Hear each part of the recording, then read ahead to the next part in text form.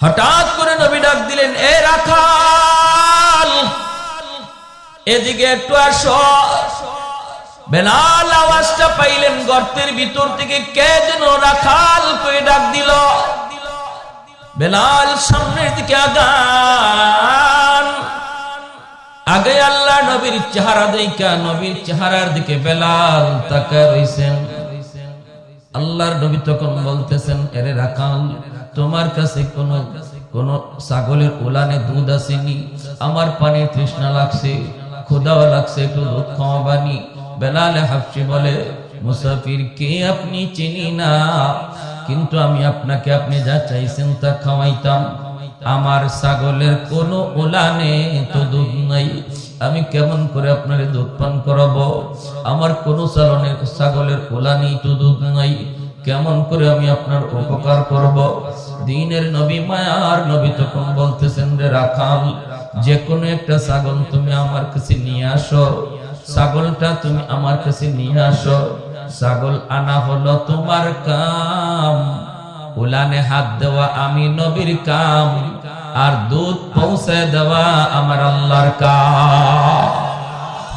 আরেকটু জোরে সুবহানাল্লাহ। বেলাল অবাক হয়ে গেলেন, অবাক অবাক। কয় কি মুসাফির, একটা মরা ধরা ছাগল, জীর্ণ শীর্ণ একটা ছাগল আল্লাহর নবীর কাছে হাজির করলেন। উলানে দুধের কোনো বংশ নাই। দ্বীনের নবী, মায়ের নবী, তার বরকতি হাত মোবারক নবী যখন যেই মাত্র উলানের মধ্যে লাগাইলেন, সাথে সাথে আমার নবীর বরকতি হাত যেখানে লাগে ওই জায়গায় বরকত পৌঁছায় দেখে। আরেকটু জোরে বলেন কে? নবীজি যেই মাত্র হাত মোবারক লাগায় দিলেন, সাথে সাথে উলানটা দুধে ভরপুর হয়ে গেল।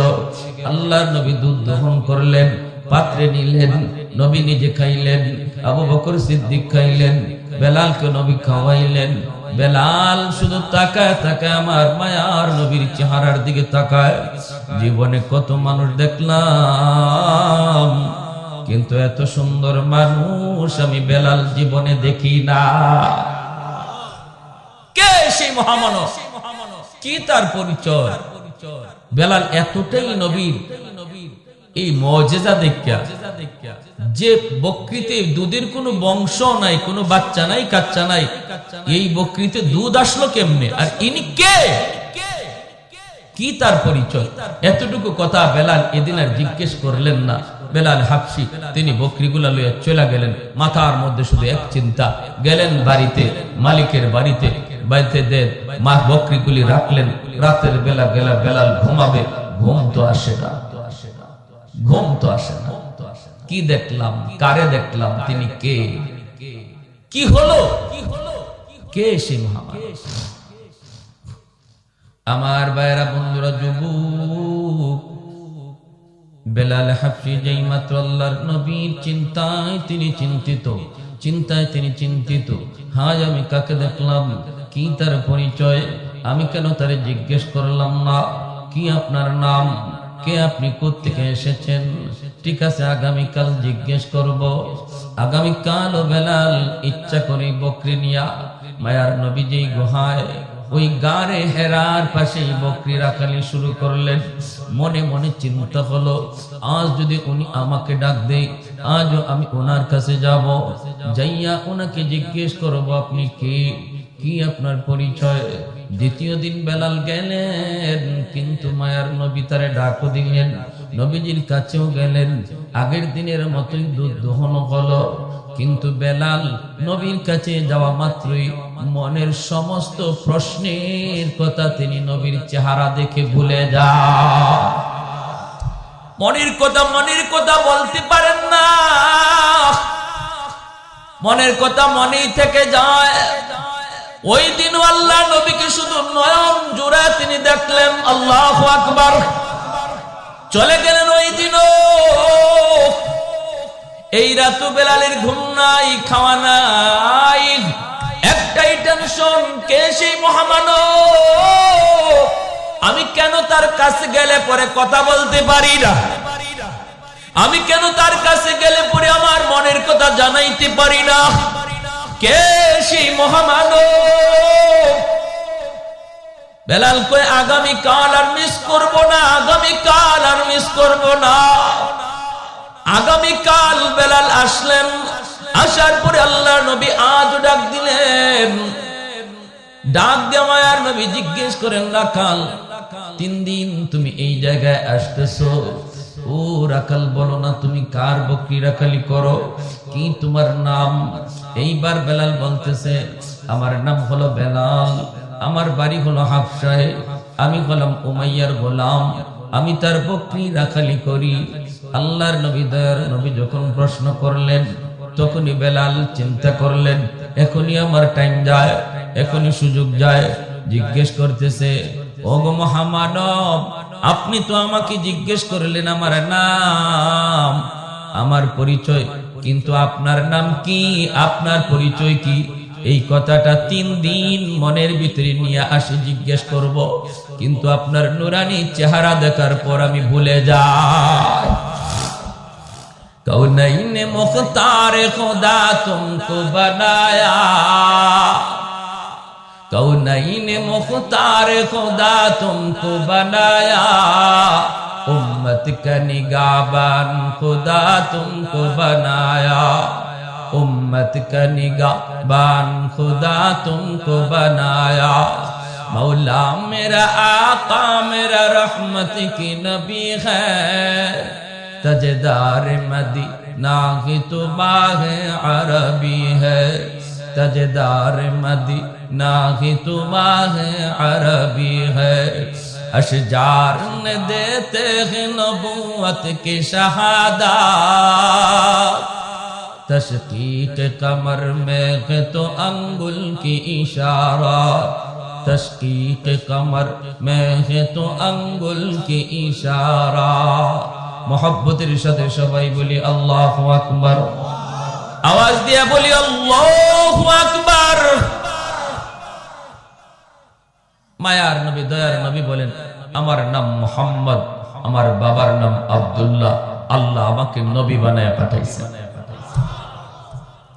বেলাল হাবশী কয়, ইয়া রাসূলুল্লাহ, নাম শুনেছি, নাম শুনেছি, দাওয়াতের আওয়াজও কানে এসেছে, কিন্তু জীবনে দেখি নাই, আজ দেখলাম। ওগো নবীজি, যেদিন থেকে আমি আপনার নাম শুনেছি, ওই দিন থেকে আপনার প্রেমে পড়েছি।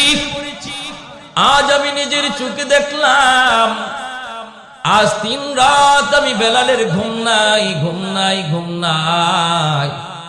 ওগো নবী, আমি আর দেরি করতে চাই না, এই মুহূর্তে আমাকে কালেমা পড়াইয়া মুসলমান বানায় দে। বেলাল হাবশী মুসলমান হয়ে গেলেন। মুসলমান তো হলেন, সাথে সাথে আওয়াজ রটে গেল মক্কায়, আবু জাহেলের কানে চলে গেল, উমাইয়ার কানে চলে গেল।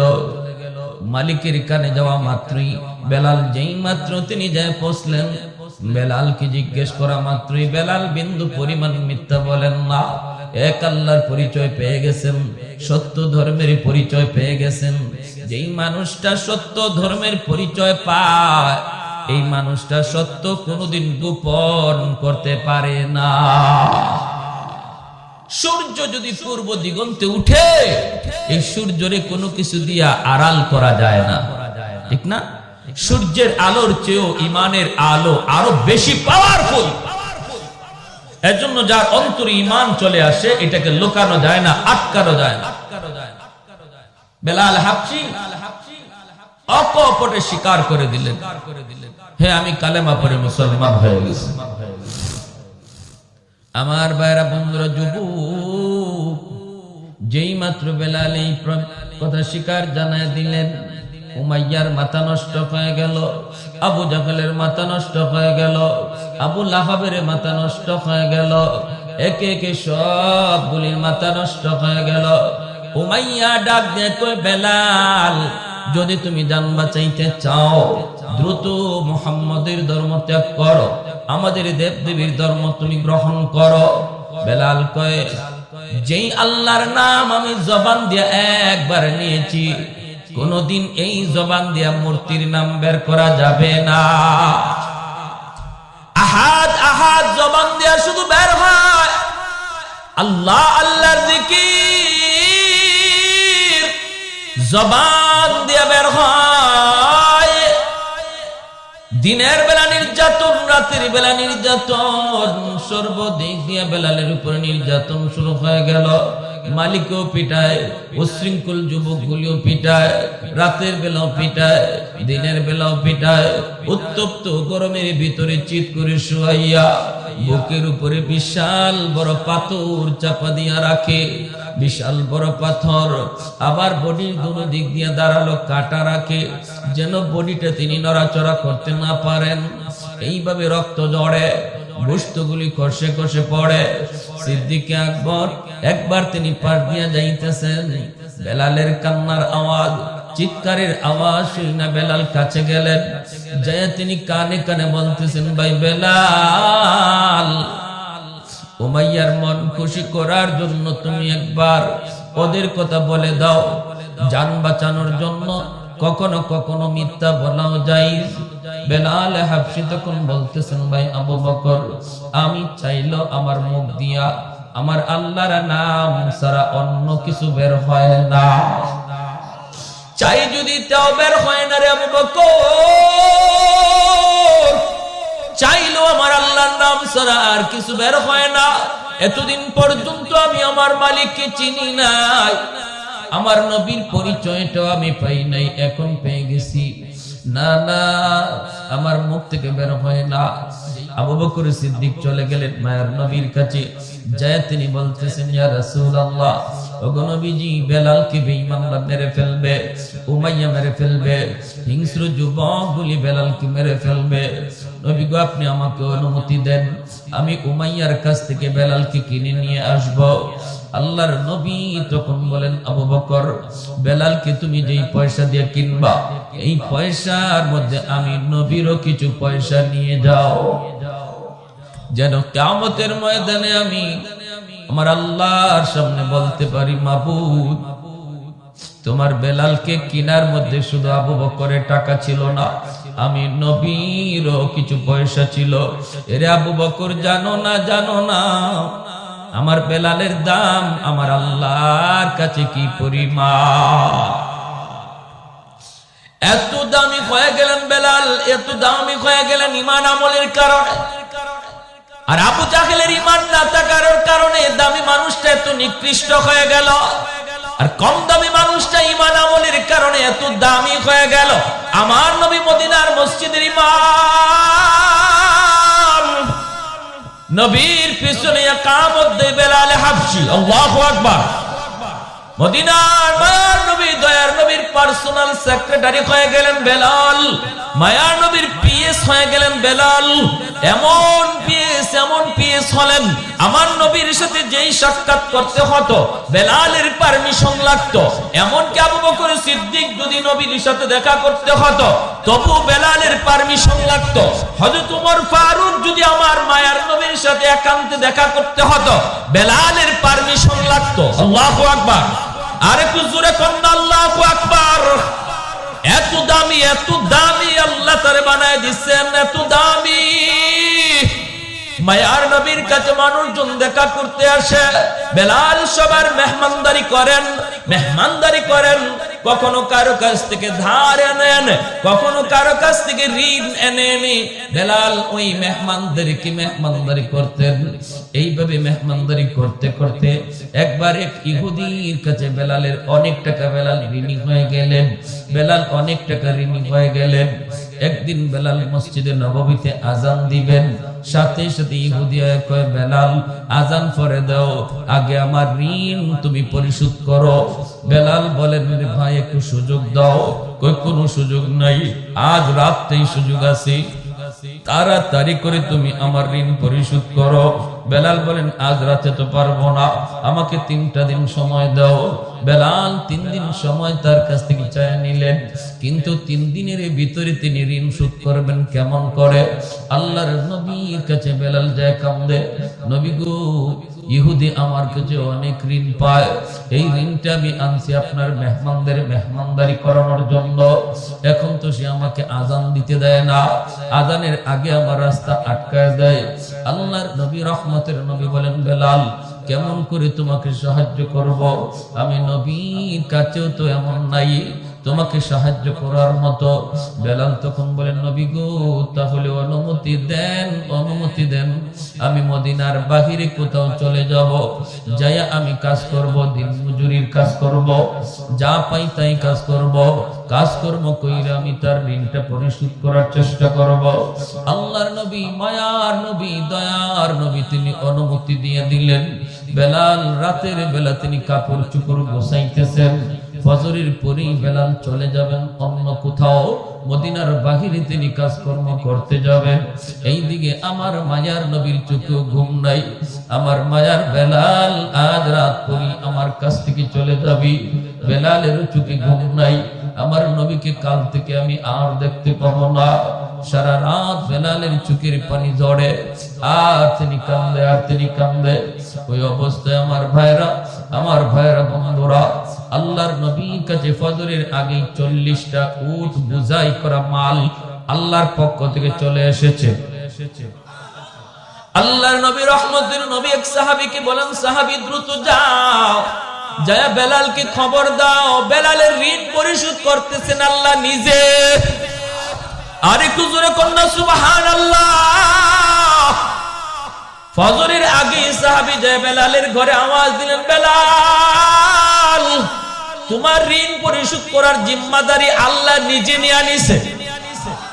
মায়ার নবী তোমার মসজিদ নববীতে ডাকে রে বেলাল। বেলাল মসজিদে নববীতে দৌড়ে আইসে দেখেন 40টা উট বুঝাই করা মাল।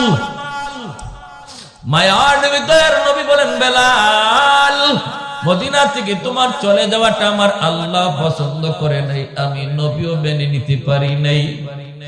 তোমার দিলের হালত আর আমি নবীর দিলের হালত আমার আল্লাহ দেখছেন। আল্লাহ পাক রব্বুল আলামিন তোমার ঋণের জিম্মাদারি নিয়ে নিছে।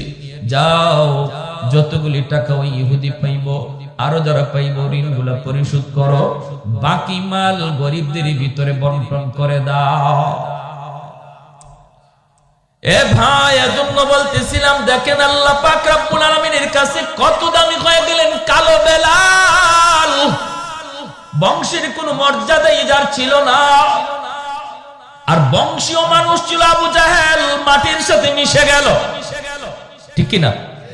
আবু জাহেল হিরো থেকে জিরো হয়ে গেল, বেলাল জিরো থেকে হিরো হয়ে গেল ঈমান আমলের কারণে।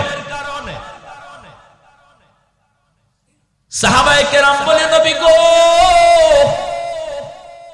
বেলালের আযানে একটু সমস্যা।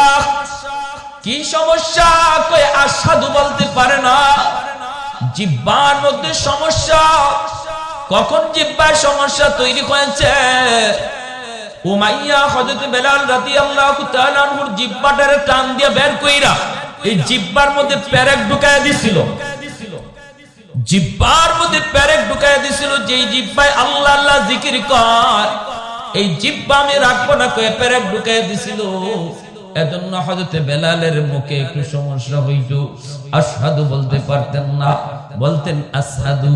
শিন উচ্চারণ করতে পারতেন না, শিনটা ভালো করে উচ্চারণ হতো না।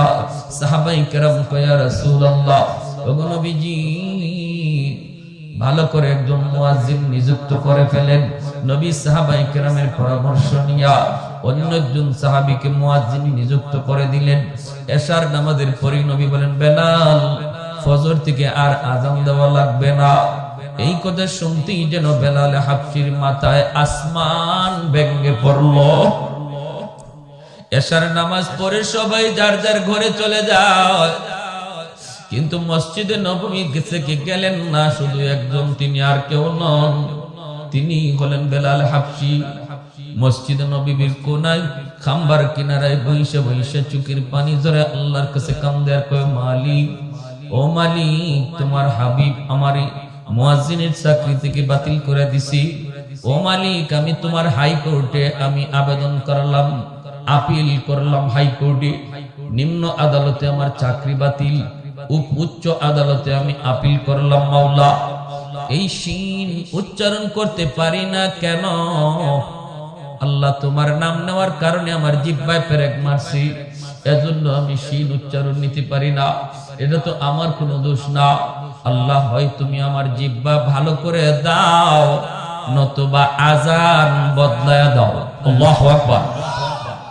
হয় মালিক আমার জিহ্বা তুমি ভালো করে দাও, নতুবা আমি যেভাবে বলি এভাবে আজান বানায় দাও।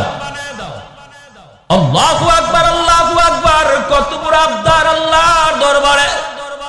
আল্লাহ পাক রব্বুল আলামিন তার হাবিবকে জানিয়ে দিয়েছেন, বন্ধু আজানও বদলিবে না, আমার বেলালের জিহ্বা যেভাবে আছে এইভাবেই থাকবে, জিহ্বাও ভালো হবে না। আমি আল্লাহর নাম নেওয়ার কারণে জিহ্বা যে ক্ষত, এই ক্ষত আমি আল্লাহ বেলালের হাসরের মাঠে দেখতে চাই। হাসরের মাঠে বেলাল আমাকে ওই জিহ্বা দেখাবে, যেমন অবস্থায় আছে এই অবস্থায় থাকবে, আজান বদলিবে না। ভাইরা বন্ধুরা, ফজরের আজান দিলেন অন্য একজন মুয়াজ্জিন। আজান তো হয়ে গেল, নামাজের টাইম হয়ে গেল। আমার নবী, মায়ের নবী, তিনি বের হয়েছেন হুজরা থেকে নামাজ পড়াবেন মসজিদে নববীতে। সাহাবায়ে কেরাম সবাই অপেক্ষায়। মায়ের নবী হুজরা থেকে বের হয়েছেন নামাজ পড়াবেন, কিন্তু সূর্য তো উঠে না, রাত তো পোহায় না।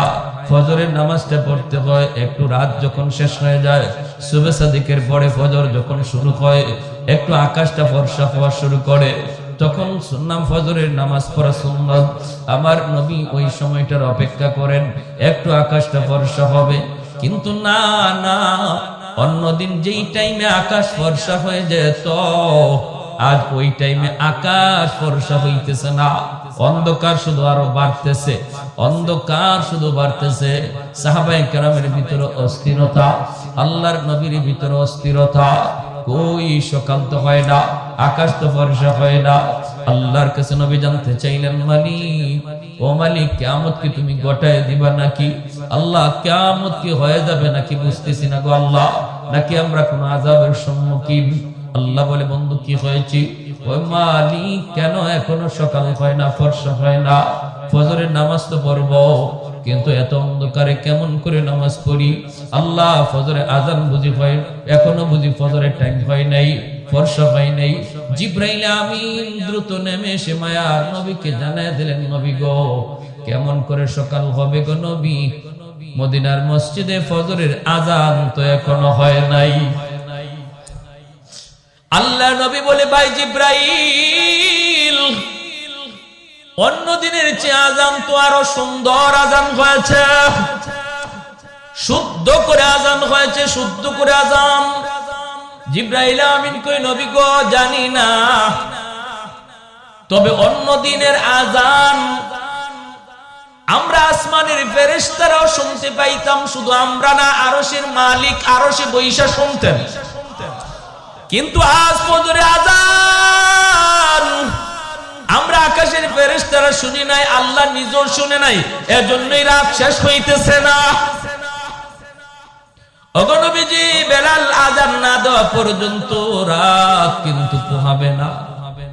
মায়ার নবী, দয়ার নবী কয়, বেলাল, আমার আল্লাহর কাছে এত দাবি হয়ে গেছে বেলাল, আমরা তো বুঝতে পারি নেই, বেলাল দ্রুত আজান দাও। বেলাল আজান দিলেন, রাত পোহালো, দিনের আভাস দেখা গেল। জোরে করুন সুবহানাল্লাহ। রমজান শরীফ, মায়ার নবী সেহরি খাইতেছেন। রমজানে সেহরি খাওয়া কি সুন্নাত, ঠিক না? সেহরি খাওয়া সুন্নাত। একটা খেজুর হইলো একটা সেহরি খাবেন, সুন্নাত আদায় হবে। তবে যদি কেউ সেহরি না খায়, রোজা হবে না তা না। সেহরি যদি কেউ ঘুমের তালে খাইতে না পারে, রোজা হবে। উনি যদি রোজা রাখতে চায়, রোজা রাখতে হবে। রোজা রাখতে চায় না, রোজা রাখতে হবে। সেহরি না খাইলেও রোজা রাখতে হবে, তবে সেহরি খাওয়াটা সুন্নাত, বহুত বড় সুন্নাত। এই সেহরির টাইমটা উম্মতে মুহাম্মদীর জন্য আল্লাহ পাক স্পেশাল একটা সুযোগ দিয়েছেন, যেটা আগের উম্মতের ছিল না, এমনকি ইসলামের শুরুতে ছিল না। মায়ার নবীর কাছে যখন রমজানের বিধান নাজিল হয়েছে, তখন রোজার সিস্টেম ছিল অন্যরকম। সিস্টেমটা কেমন ছিল? সিস্টেম ছিল সকাল থেকে নিয়ে সন্ধ্যা পর্যন্ত রোজা রাখবে, এরপরে ইফতার করার পরে যদি কেউ ঘুমায়া পড়ে, তাহলে আর খাওয়ার সুযোগ নেই। ঘুম থেকে উঠিয়া রাত যদি থাকেও রাত যদি থাকেও রাতে আর খাওয়ার সুযোগ নেই, ঘুমায় গেলেই তার ঘুম থেকে রোজা শুরু। এখন রাত 12টার সময় সে ঘুমাক, রাত 12টা থেকে তার রোজা শুরু হয়ে গেছে, একদম পরের দিন সেই ইফতার পর্যন্ত, মাগরিব পর্যন্ত রোজা রাখতে হবে। এটা ছিল ইসলামের প্রথম জমানার রোজার বিধান। এতে করে নবীর একজন সাহাবী হযরত কায়েস রাদিয়াল্লাহু তাআলা আনহু, পবিত্র কোরআনের সূরাতুল বাকারার মধ্যে আল্লাহ পাক এই আয়াত নাযিল করেছেন নবীর এই সাহাবীর ব্যাপারে। হযরত কায়েস রাদিয়াল্লাহু তাআলা আনহু ইনি একজন দিনমজুর ছিলেন, একজন কৃষক ছিলেন। সারা দিন জমিতে সে মরুভূমিতে কামকাজ করেন, রোজা রাখা কামকাজ করছেন। ইফতারের সময় আসছেন, আয়েশা তিনি বিবিরে বলতেছেন, বিবি গো সারাদিন কাম করছি, খুব ক্লান্ত, কিছু আছে ইফতারি কিছু আছে? ইনি বলে আমি আপনার কাছে আনতেছি, ইফতারি রেডি নাই, রেডি করে আনতেছি, আপনি একটু ধৈর্য ধরেন। একটু ধৈর্য ধরেন কইতেই সারাদিনের ক্লান্ত মানুষ তো একটু খালি হেলান দিছেন, আর হেলান দিতেই ঘুম চলে আসছে। বলুন তো দেখি, ঘুমাইলে পরে আর খাওয়ার সুযোগ আছে? কথাটা বুঝছেন? উনি ঘুমায় গেছেন, ক্লান্ত মানুষ তো। দেখবেন রিক্সাওয়ালা মানুষ রমজান মাসে রিক্সা চালায় চালায় হঠাৎ করে একটা গাছের নিচে যখন ক্লান্ত হইয়া মাথাটাকে হাতটারে বালিশ বানায় যখন খালি শোয়, নাক ডাকায় ঘুমাইতে শুরু করে, ঠিক না? ঘুমায় যায়। তো উনি ঘুমায় গেছে, বিবি সাহেব আসছে, আইসেই যখন দেখে বিবি স্বামী ঘুমায় গেছে, ইন্না লিল্লাহি ওয়া ইন্না ইলাইহি রাজিউন, তখন উনি ঘুম থেকে লাফ দিয়ে উঠছে। দুজন হাত পা ছাইরা একদম অসহায় হয়ে দাঁড়ায় গেছে। বিবি সাহেব কাঁদতেছে, স্বামী গো এখন তুমি কেমনে রোজা রাখবা? রোজা তো রাখবাই, তুই রোজা রাখতে গেলে এখন অবস্থাটা কি হবে? সারাদিন গেছে তুমি কিছু খাও নাই, এখন ইফতার করবা, একটু দেরি হইতে তুমি ঘুমায় গেলা, ঘুমাইছো তো এখন আর তোমার খাওয়ার সুযোগ নেই, এখন কেমনে কি করবা? এনে না খাইয়া এই রাত থেকেই রোজা রাখা শুরু হয়েছে। সারাদিন ক্ষুধার্ত তৃষ্ণার্ত, আবার সারা রাত গেল না খাওয়ায়, পরের দিনও রোজা শুরু হয়ে গেছে। পরের দিন রোজা শুরু হয়েছে, যখন দুপুর হয়ে গেছে তখনই উনি ওনার মাঠেই যেখানে কাজ করতে বেহুশ হয়ে পড়ে গেছে। বিবি সাহেব আল্লাহর নবীর কাছে গিয়া বলতে, ইয়া রাসূলুল্লাহ আমার স্বামীর এই অবস্থা। আল্লাহর নবী, রহমতের নবী আল্লাহর কাছে আবদার করলেন, মালিক আমার উম্মতের জন্য বিধানটা কঠিন হয়ে গেছে, আল্লাহ একটু আসান করো। সাথে সাথে আল্লাহ পাক জিবরাইল আমিন মারফতে কোরআনের আয়াত নাজিল করে ওই সাহাবীর দিকে লক্ষ্য করে আল্লাহ জানাই দিলেন, বন্ধু আজ থেকে তোমার উম্মতের বিধান আমি আসান করে দিলাম। ঘুমাইলে আর রোজা শুরু হয়ে যাবে এমন না, সারা রাত সেহরি পর্যন্ত সে খাইতে পারবে। এখন ঘুমাক আর উঠো, খাওয়ার টাইম সারা রাত। তাহলে নবীজির সাহাবীরাও উম্মতির জন্য রহমত, ঠিক না? একজন সাহাবীর কারণে আমরা রোজার বিধানটা আসান পাইছি, আর নাইলে কিন্তু আমাদের এইরকমই হইতো, ঘুমাইলে আর খাওয়া যাইতো না, খালি একটু ঘুমাইবেন শেষ, আর খাওয়ার সুযোগ নেই, রোজা শুরু হয়ে যেত। এই সাহাবীর ঘটনার পরে রোজার বিধানটারে আল্লাহ আমাদের জন্য সহজ করে বলেন, সকাল থেকে নিয়ে মাগরিব পর্যন্ত, ইফতার পর্যন্ত তোমরা রোজা রাখবা, খাইবা না, পানি পান করবা না, আর ইফতারের পর থেকে নিয়ে সেহরি পর্যন্ত সারা রাত তোমরা যখন মন চায় যা খাও, তোমাদের জন্য সেই সুযোগ করে দেওয়া হয়েছে। আল্লাহ নবী সেহরি খাইতে বসছেন, বেলাল হাবশী আযান দিবেন, ফজরে আযান। মুয়াজ্জিন সাহেবরা আযান দেওয়ার আগে ইমাম সাহেবের একটু খবর নেয়। তো বেলাল হাবশী রাদিয়াল্লাহু তাআলা আনহু তিনিও ফজরে আযান দিয়ে দিবেন, সেহরির টাইম শেষ হয়ে গেল। তিনি তো চিন্তা করতেছেন আমার নবী এখনো কি তিনি খানা খান নাকি খানা থেকে সেরে ফেলছেন, একটু যায় দেখে আসি। বেলাল চলে আসলেন আল্লাহর নবীর কামরায়, আয়েশা দেখেন মায়ার নবী এখনো খানা খাইতেছেন, আর নবীর সাথে আরেকজন অপরিচিত মানুষ খানা খাইতেছে। আল্লাহর নবীকে খানা খাওয়া দেখেই বেলাল ডাক দিয়ে বলতেছে, নবী গো সেহরির টাইম শেষ হয়ে গেছে গো নবী, আর খানা খাইয়েন না। আল্লাহর নবী দেখে বলতেছেন, বেলাল কি কইছ? বলে, নবী গো সেহরির টাইম শেষ। ঠিক আছে, ঠিক আছে। বেলাল চলে গেছেন। বেলাল মনে মনে ভাবছেন তাহলে তো নবী এখন খানা শেষ করে ফেলবেন। বেলাল চলে গেছেন। চলে যাওয়ার পর একটু পরে আযান দিবেন, আসছেন কই দেখি কে নবী এখনো খানা খায়া শেষ করছেন নি। আয়া দেখেন নবী এখনো তিনি খানা খাইতেছেন। বেলাল ডাক দিয়া বলে, ইয়া রাসূলুল্লাহ সেহরির টাইম শেষ, খানা খায়েন না। নবী কই ঠিক আছে। বেলাল আবার চলে গেলেন। যাই একটু পরে আযান দেওয়ার আগে ভাবতেছেন যে দেখি দেখি এখনো নবী খানা খায়া শেষ করছেন নি। আয়েশা দেখেন মায়ার নবী এখনো খানা খাইতেছেন। এইবার হযরত বেলাল বলি, ইয়া রাসূলুল্লাহ, খোদার কসম, ওগো নবী, সেহরির টাইম শেষ।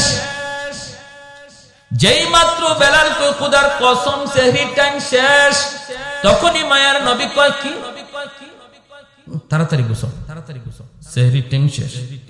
বেলাল কসম খেয়ে ফেলছে, সেহরির টাইম শেষ। নবী যা ছিল সাথে সাথে হাত থেকে ফালাই দিয়েছেন। দুজন অপরিচিত একজন মানুষ নবীর সাথে খানা খাইতে বসছেন। সেই অপরিচিত মানুষ আর কেউ নন, তিনি হলেন জিব্রাইল আমিন, ফেরেশতাদের সরদার জিব্রাইল আমিন। মায়ার নবীর সাথে সেহরি খাইতেছেন। ওই অবস্থায় দুজনে খানা বন্ধ করে দিলেন। এরপরে নবী ফজরের নামাজ পড়ালেন। নামাজ পড়ে নবী মিম্বরে বসলেন। বসেই নবী ডাক দিলেন, বেলাল কাছে আসো। কাছে আইনে বলেন, বেলাল, প্রথমবার যখন তুমি বলছো নবী গো সেহরির টাইম শেষ, কিন্তু জিব্রাইল আমারে বলতেছেন নবী গো সেহরির টাইম আরো আছে, খান। সুবহানাল্লাহ কইতেন না? তুমি বলছো সেহরির টাইম শেষ, জিব্রাইল আমারে কয় না, আছে টাইম, খান। দ্বিতীয়বার যখন তুমি বলছো সেহরির টাইম শেষ, তখনও জিব্রাইল বলেন না গো নবী, আরো আছে, খান। তৃতীয়বার তুমি যখন বলছো সেহরির টাইম শেষ, তখনও টাইম ছিল, কিন্তু যখনই তুমি কসম করে ফেলছো, কসম খোদার সেহরির টাইম শেষ, তখন আল্লাহ পাক রব্বুল আলামিন জিব্রাইল, যদিও সেহরির টাইম শেষ ছিল, কিন্তু আমার বেলাল কসম খায় ফেলছি। আমার বেলালের দাম আমি আল্লাহর কাছে কি পরিমাণ জানো না? আমার বেলালের কসমের ইজ্জত রক্ষায় আমি আল্লাহ টাইম থাকলেও অফ করে দিলাম। আরেকটু জোরে কন্যা সুবহানাল্লাহ। ছিল টাইম, আরো ছিল, খাওয়ার সুযোগ ছিল, কিন্তু বেলালের কসমের ইজ্জত রক্ষায় আল্লাহ টাইমটারে অফ করে দিয়েছেন। জোরে কোন সুবহানাল্লাহ। আহাদুল লাইসা কামিসলি সামাদুন লাইসা কাফাদলি লিমানিল মুলকু তুগু ইতু সাজাওয়ার খুদাই তু খুদা ওয়ান্দায়ামি নি তু খুদা ওয়ান্দায়াসারি তু খুদা ওয়ান্দা জামিনি তু খুদা ওয়ান্দা সামাই তু রহিমি তু করিমি তু সামিঈ তু বসিরি তু মুইদ্দি তু মুদিল্লি তু মালিকিল আরশি বাজাই। একটু জোরে করুন আল্লাহু আকবার। এজন্য বলি রে যুবক, যৌবন কালটা হলো আল্লাহর ওলি হওয়ার বয়স। বেলাল হাবশী যৌবনে তিনি আল্লাহরে খুশি করে ফেলছেন। যৌবন কালেই তিনি জিরো থেকে হিরো হয়েছেন। যৌবন কালেই তিনি ছিলেন গোলাম, গোলাম থেকে মায়ার নবীর পার্সোনাল সেক্রেটারি হয়েছেন। যৌবন কালেই বেলাল মসজিদে নববীর মুয়াজ্জিন হয়েছেন। আল্লাহু আকবার জোরে কর। তোমার যৌবন কালটা হলো আল্লাহকে খুশি করার বয়স। কারণ যৌবনে যখন যুবক আল্লাহর গোলামি করে, যৌবনকালে যুবককে যখন মসজিদে পাওয়া যায়, একজন যুবককে যৌবনে যখন রোজা রাখতে দেখা যায়, যৌবনকালে যখন বাপ মার সেবা করতে পাওয়া যায়, যৌবনকালে যখন মুরব্বীদের শ্রদ্ধা করতে দেখা যায়, যৌবনকালে যখন আল্লাহর ভয় অন্তরে পাওয়া যায়, গান বাজনার আয়োজন করে না, করে তো করে ওয়াজ মাহফিলের আয়োজন করে, ওই যুবক যৌবনে ওলির খাতায় নাম উঠায় নেয়। নবী বলেন, যার গুনাহ করার সুযোগ ছিল, সামর্থ্য ছিল, এরপর আল্লাহর ভয়ে যে যুবক গুনাহ করে না, সুযোগ ছিল রাতের অন্ধকারে জিনা ব্যভিচার করার, সুযোগ ছিল দরজা বন্ধ কইরা খানা খাইয়া মানুষের সামনে রোজাদার সাজার, সুযোগ ছিল দরজা বন্ধ করে পানি পান কইরা মানুষের সামনে রোজাদার সাজার, এরপর যেই যুবক যৌবনে আল্লাহরে ডরাইয়া মানুষের চোখে ফাঁকি দিলেও আল্লাহর চোখে ফাঁকি দেওয়া যায় না, এই বিশ্বাস অন্তরে নিয়ে যে যুবক সর্বদা আল্লাহর ভয় অন্তরে রেখে চলছি, মায়ার নবী দয়ার নবী বলেন, ওই যুবকের কলিজার দিকে তাকাইয়া আল্লাহ পাক আসমান জমিন এখনো টিকায় রাখছি, নতুবা জমিন প্রতিনিয়ত আল্লাহর কাছে আবদার করে, মালিক আর কত আমি গুনাহগারের পায়ের আওয়াজ শুনবো, আর কত আমি সুদখোরের 5তলা বিল্ডিং এর লোড নিব, আর কত আমি ঘুষখোরের 10তলা বিল্ডিং এর লোড নিব। আলা কুল্লা ইয়াউমিন ওয়াল আরদু ইস্তাজিলু রাব্বাহু আবতালিউ ইবনা আদম ফি কারি মালিক অনুমতি দাও, অনুমতি দাও, এই ফরিদপুরের গুনাহগারগুলির আমি জমিনের ভিতরে গিলে ফেলি, আমি সুদপুরের 5 তলা বিল্ডিংটা গিলে ফেলি, তুরস্কের জমিন 5 তলা 10 তলা বিল্ডিং গিলে ফেলেছে, সিরিয়ার জমিন 50,000 মানুষ গিলে ফেলেছে। আল্লাহ পাক বলে হাদিসে কুদসি, আল্লাহ পাক বলে শুধু তুরস্ক আর সিরিয়ার জমিন নয়, বাংলার জমিন, ফরিদপুরের জমিন, সিলেটের জমিন, সর্বকালের সর্বযুগের সর্ব জায়গার জমিন আল্লাহর কাছে আবদার করে, মালিক আর কত আমি গুনাহগারের পায়ের আওয়াজ শুনবো? আসবিরু ইলা মাতা আসবিরু, ধৈর্য ধরবো তো আর কতকাল ধৈর্য ধরবো? আল্লাহ বলেন ওয়াল বাহরা ইস্তাজিলু রাব্বাহু, সাগর মহাসাগর গুলি এমন প্রতিনিয়ত আবদার করে, ও মালিক আমি কক্সবাজার সমুদ্র সৈকত, ওই কক্সবাজার সমুদ্র সৈকতের পারে আইসা নাফরমান কত গুনাহ করে, আমি সমুদ্র আর কত দেখব, আর কত আমি গুনাহগারের গুনাহ দেখব গো মালিক? আমার পারে আইসা তোমার কত গোলাম আমার দিকে তাকায় সুবহানাল্লাহর জিকির করে, তোমার কুদরত নিয়ে ভাবে, কিন্তু কত নাফরমান সাগরের পারে আইসা গুনার আয়োজন করে। ও মালিক এই গুনাহগারগুলি জমিনে নাপাক করে ফেলেছে, আমাকে অনুমতি দাও, আমি পানি নাপাক জমিন পাক বানায় দেই। আল্লাহ পাক রব্বুল আলামিন বলে চুপ কর, এ জমিন থাম থাম, আমি আল্লাহ দেখতেছি এই জমিনে কেমন অন্যায় হয়, আমি আল্লাহ দেখতেছি এই জমিনে কেমন অন্যায় হয়, কেমন অপরাধ হয়, কেমন গুনাহ হয়, কেমন জুলুম হয়, এরপরও আমি কেন ধরি না জানো নি? কারণ এই মানুষকে আমি আল্লাহ বড় আদর করে বানাইছি, এই মানুষকে আমি আল্লাহ বড় আদর করে বানাইছি। আসমান আল্লাহ বানাইছেন কুন ফায়াকুন বইলা, জমিন আল্লাহ বানাইছেন কুন ফায়াকুন বইলা, ফেরেশতা আল্লাহ বানাইছেন কুন ফায়াকুন বইলা, কিন্তু আমারে আপনারে আল্লাহ পাক কুন ফায়াকুন বইলা বানায় নাই। আমারে আপনারে যখন আল্লাহ বানাইছে, আল্লাহ বলে খালাকতু বিয়াদাইয়া, আমি আল্লাহ আমার নিজের হাত দিয়া বান্দা বান্দিরে বানাইছি।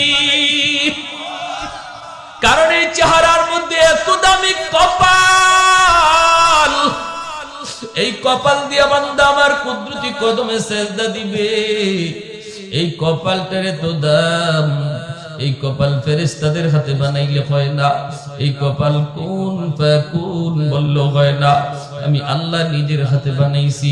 এই জমিনের মধ্যে এখনো এমন 4টা শ্রেণী আছে, লাউলা মাশাইখু রুকা ওয়াশশাবাবু খুশা ওয়াল আতফালু রুদ্দা ওয়াল আনআমু রুদ্দা।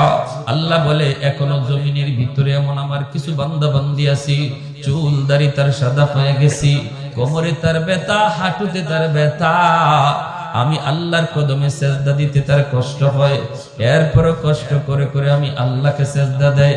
তার সেজদার দিকে তাকাইলে জমিনের প্রতি আমি আল্লাহর মায়া লেগে যায়।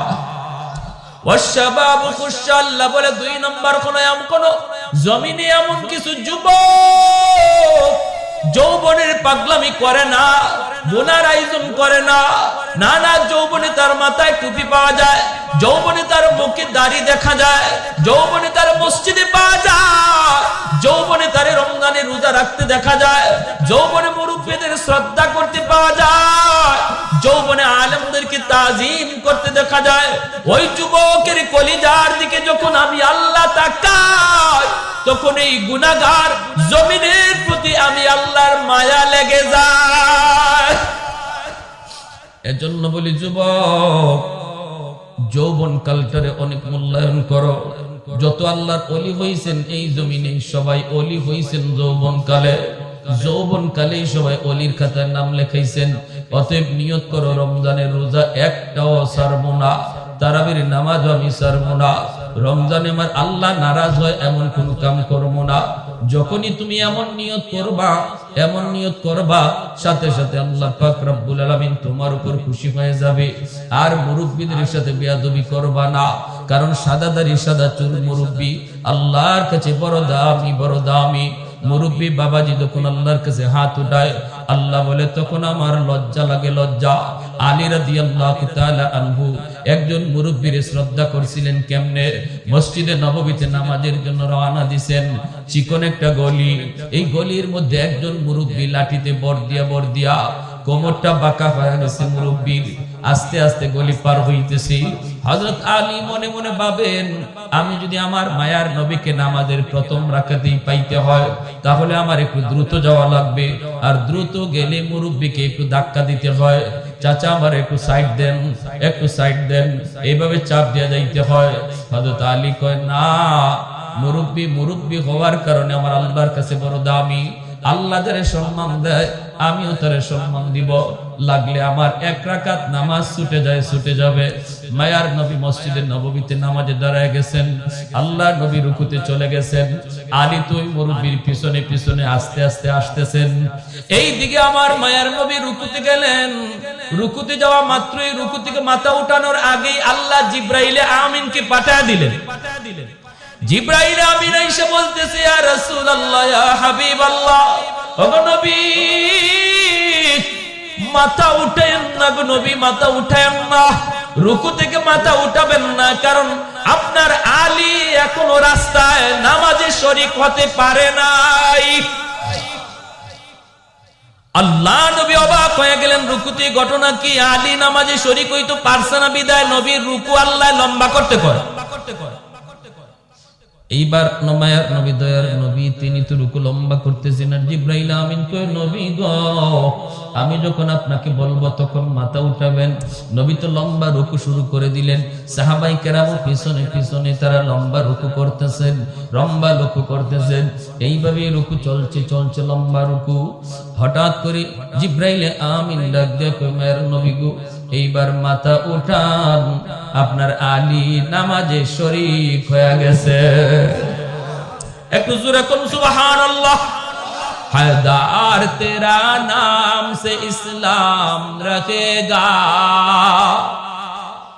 हैदार तेरा नाम से इस्लाम रखेगा, दुनिया की शजाअत में तेरा नाम रहेगा, दुनिया की शजाअत में तेरा नाम रहेगा, उस्मान तेरा नाम से इस्लाम रहेगा, दुनिया की सखावत में तेरा नाम रहेगा। আল্লাহর নবী রহমতের নবী নামাজ শেষ কইরা মিম্বরে বসে ডাক দিলেন, আলী এদিকে আসো। নবীজির মনের মধ্যে আলীর প্রতি একটু জিদ জন্মিছে। আলী কেন আজকে নামাজে আসতে দেরি করলো, আর আমার এবার রুকুতে এত লম্বা সময় কেন দিতে হলো? নবী ডাক দিয়া বলতেছেন, আলী রে, আজকে নামাজে আসতে কেন তুমি দেরি করলা? হযরত আলী কয়, কই গো নবী, বেশি দেরি তো হয় নাই, আমি তো আপনাকে রুকুতে পাইছি। রুকুতে পাইছো? কেমনে পাইছো? হুশ আছে? বলি, ইয়া রাসূলুল্লাহ, আমি তো আপনার রুকুতে পাইছি। নবী কয়, আলী, তোমার রুকু পাওয়ানোর জন্য আল্লাহ আমারে রুকুতে হ্যাং করে রাখছে। তোমার রুকু পাওয়ানোর জন্য আল্লাহ আমারে রুকুতে আটকায় রাখছে। জিব্রাইল আমিন আইসা আমার কানে কানে কয়, নবী গো, মাথা তুলবেন না, আলীরে রুকু পাইতে দেন। হযরত আলী রাদিয়াল্লাহু তাআলা আনহু অবাক হয়ে গেলেন, ইয়া রাসূলুল্লাহ, এত বড় ঘটনা ঘটছে, আমি নবী গো, আমি তো জানি না। আল্লাহ নবী বলে, জানতে হবে না, আগে বলো রাস্তায় কি হয়েছে একটু কও। এইবার হযরত আলী কয়, নবী গো, আমি তো নির্ধারিত সময় বের হয়েছি জামাত ধরার জন্য, কিন্তু চিকন গলিটার ভিতরে একজন মুরব্বী, এই মুরব্বী মানুষের সম্মান করতে যায় আমার একটু দেরি হয়ে গেছে। আল্লাহর নবীর চোখ থেকে দর দর করে পানি পড়ে। নবী কান্দে আর কয়, আলী রে, দেখ, সাদা দাড়ি সাদা চুল, দুর্বল মুরব্বী মানুষকে সম্মান করলে আল্লাহ কত সম্মান তোমার বাড়ায়া দিছে। যেই দুনিয়াতে মুরব্বীকে সম্মান করবে আল্লাহ তারেও মুরব্বী বয়সে সম্মানী বানায়া দিবে।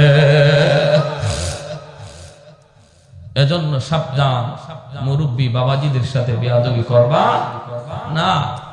দোয়া নিবা, মুরব্বীদের দোয়ায় তোমার ভবিষ্যৎ আল্লাহ আলোকিত করবে, সামনের জীবনের পথগুলো আল্লাহ আহসান করে দিবে। ইকতে আল্লাহ এই আয়াতে বলছেন, তুমি যদি ঈমানের সাথে নেক আমল করো তাহলে 1 নাম্বার নগদ পুরস্কার যেটা, আল্লাহ দুনিয়াতে তোমাকে সম্মানী জীবন দান করবে। আমরা সবাই সম্মানী জীবন চাই। কারা কারা হাত উঠে আল্লাহকে দেখান। আল্লাহ তুমি প্রত্যেককে সম্মানী ইজ্জতওয়ালা জীবন দান করো। আল্লাহ আমাদের ইজ্জতওয়ালা জীবন দান করো। কি রোজা সাইরা না রোজা রাখা? জোরে কোন, রোজা সাইরা না রোজা রাখা? তারাবি সাইরা না তারাবি হইরা? কারা কারা তারাবির নামাজ 20 রাকাত পড়তে রাজি আছে? সবাই সবাই সবাই হাত তোলেন।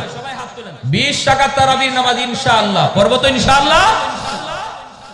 সাবধান, রমজান মাস আসছেই, কোরআন নাজিলের মাস, তারাবিতে কোরআন তেলাওয়াত হয়, আমরা তেলাওয়াত শুনবো। আর এই রোজা আর তারাবির দ্বারা আমরা আল্লাহর ওলির খাতায় নাম লেখাই, আল্লাহর ওলির খাতায় নাম লেখে। রমজান শুরু হওয়া মাত্রই 2-3টা তারাবি কইরো, 2-3টা রোজা রাখতেও যদি আল্লাহ আমাদের কাউকে নিয়ে নেয়, নিঃসন্দেহে সে আল্লাহর তৈরি জান্নাতের মেহমান হয়ে যাবে রমজানের খাতিরে। প্রবাসী যারা থাকে গ্রামে, ওনারা একটা মানে অসহায় কণ্ঠ একটা ফান্ড করছে, এটার জন্য দোয়া করতে বলছে, এবং যদি যাতে সবাই স্বতঃস্ফূর্তভাবে সহযোগিতা করে একটু সবাইকে। আচ্ছা, আলহামদুলিল্লাহ। আমার প্রবাসী ভাইয়েরা একটা ফান্ড করছেন, অসহায় কণ্ঠ, বুঝছেন? এটার মধ্যে শরীক থাকবো আমরা, কারণ রমজান মাস আসতেছে। রমজান মাস সহানুভূতির মাস, মানুষকে দয়া মায়া, গরিবের প্রতি মায়া মমতা সহানুভূতি সাহায্য করার মাস রমজান মাস। এই রমজান মাসে আমরা ফান্ডটাকে মজবুত করবো ইনশাআল্লাহ। সবাই সবাই শরীক থাকবো, রাজি আছেন ইনশাআল্লাহ? আল্লাহ আমাদের প্রত্যেককে যা কিছু শুনলাম আমল করার তৌফিক দান করুন, এবং আগত রমজান আল্লাহ আমাদের হায়াতে পাওয়ায়া আল্লাহর ওলির খাতায় আমাদের সবার নাম আল্লাহ লিখাই দেন। বিশেষ করে যে যুবকরা এত সুন্দর আয়োজন করলো, এত সুন্দর আয়োজন, এই যুবকদেরকে আল্লাহ যৌবনে আল্লাহ তার ওলির খাতায় নাম উঠাইয়া দেন। সবাই বলি আমিন।